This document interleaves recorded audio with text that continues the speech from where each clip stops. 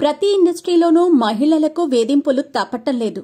పనిచేసే ప్రతి చోట అమ్మాయిలు అభద్రతా భావంతో ఉన్నారని ఇటీవల ఓ సర్వేలో తేలింది.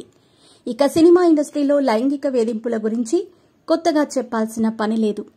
ఇండస్ట్రీలో కాస్టింగ్ కౌచ్ ఉందని చాలా మంది బహిరంగంగానే వెల్లడించారు.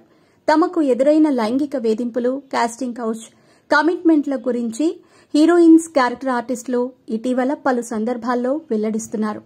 తాజాగా స్టార్ జబర్దస్త్ నటి తాను సైతం లైంగిక వేధింపులకు గురయ్యారని చెప్పి షాక్ ఇచ్చింది. జబర్దస్త్ షోతో రోహిణి ఫుల్ పాపులారిటీని సంపాదించుకుంది.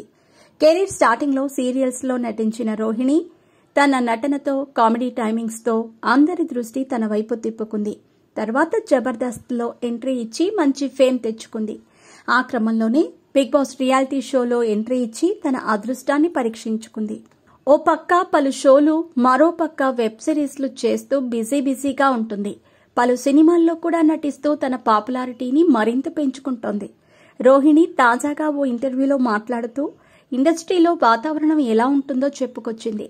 ఇండస్ట్రీకి కొత్తగా వచ్చిన సమయంలో అవకాశాల కోసం చాలా మంది దగ్గరకు వెళ్లినప్పుడు తనతో అసభ్యకరంగా మాట్లాడారని, ముఖ్యంగా కమిట్మెంట్ గురించి ఎక్కువగా అడిగేవారని రోహిణి తెలిపింది.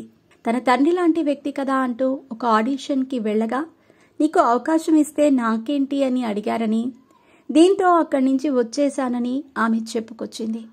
నా కెరీర్లో ఇలాంటి ఘటనలు చాలానే ఉన్నాయని, కానీ ఇప్పుడు కూడా తప్పుడు మార్గాన్ని ఎంచుకోలేదని రోహిణి తెలిపింది.